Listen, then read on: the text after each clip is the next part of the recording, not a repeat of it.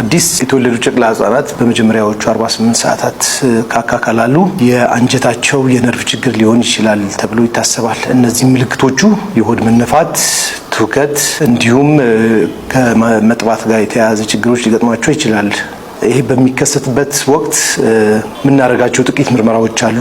ራጂ እንዲሁም በተለምዶ ባሬም ኢኔማ እየተባለ የሚታወቅ የራጂ አይነት ነው። እሱን እናደርጋለን። ከዛ ከፊንጢጣቸው አካባቢ ናሙና እንወስዳለን።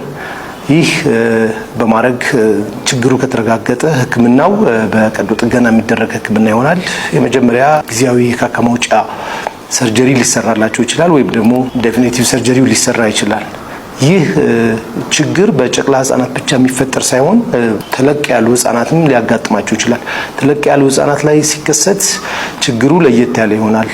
ድርቀት፣ ለአመጋገብ ሪስፖንድ የማያደርግ ድርቀት ሊሆን ይችላል።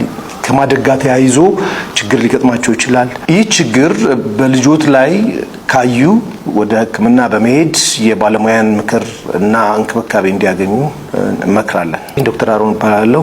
የህፃናት ቀዶ ጥገና ስፔሻሊስት ሐኪም ነኝ። እናመሰግናለን።